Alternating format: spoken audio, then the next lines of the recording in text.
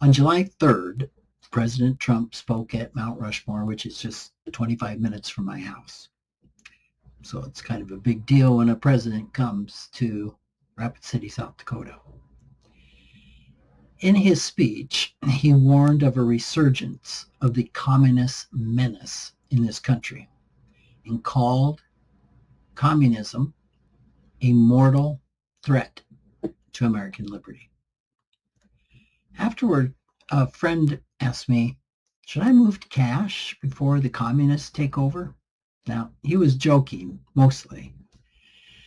But his question really deserves an answer.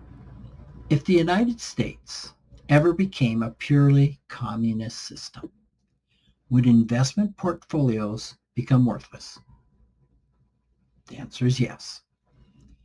Building financial security through investing depends on two conditions. You have to be allowed to own things, and prices have to be set by buyers and sellers rather than an official.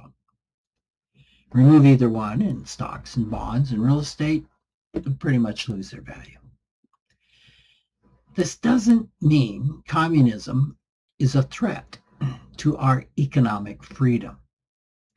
Communism, as Karl Marx described it, is a society with no state, no social classes, and no money. No nation has ever been that. Not even communist-led countries like the Soviet Union, China, Cuba, and North Korea.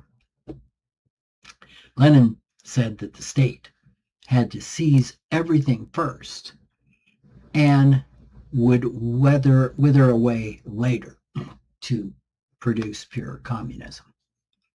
Well, the state never withered.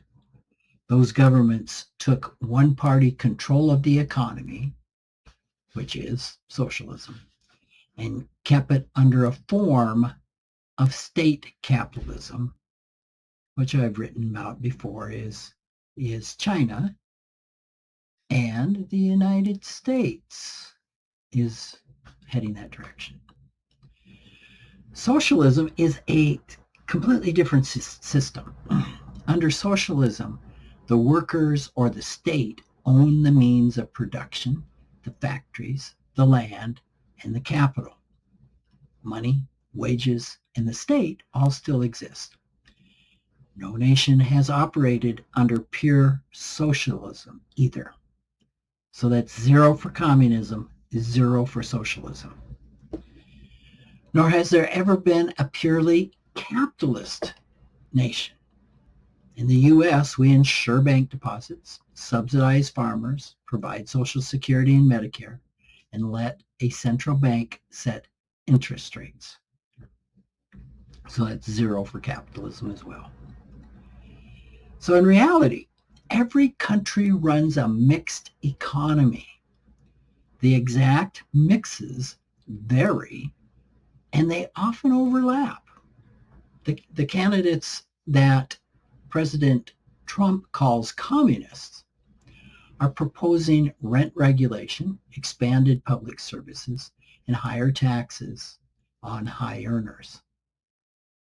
That describes the Nordic countries, which are not socialist.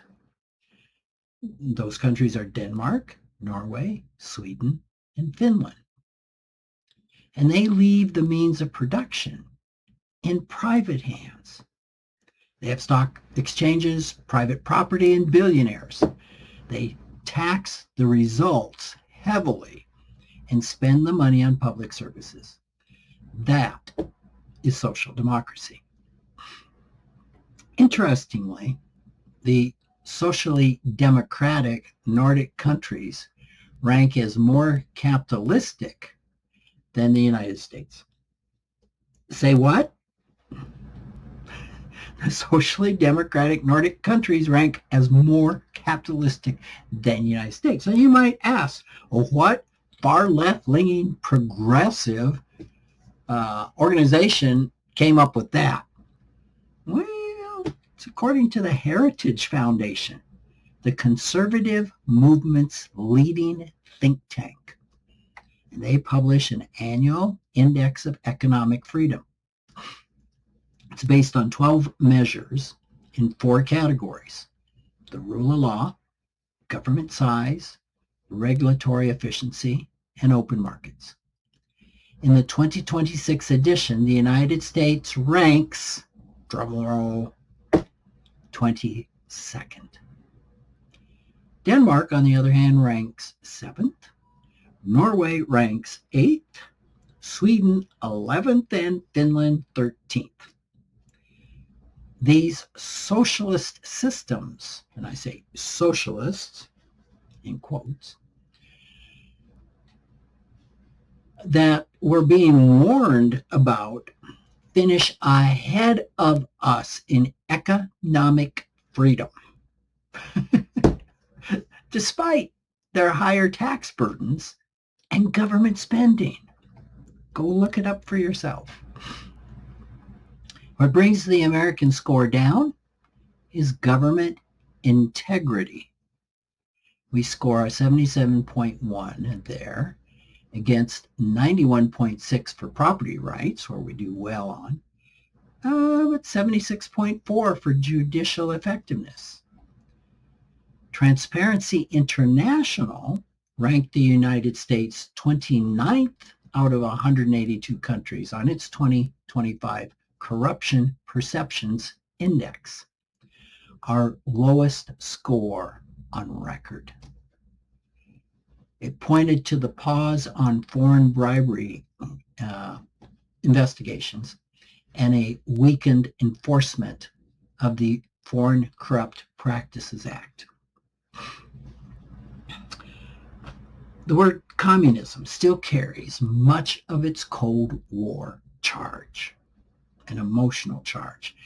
This helps it loom larger in our minds as a potential danger than it realistically is. Dire warnings about a communist menace are not a reason for investors to worry. The decline in our government integrity ranking, however, is a red flag for a potentially more damaging threat, which is corruption.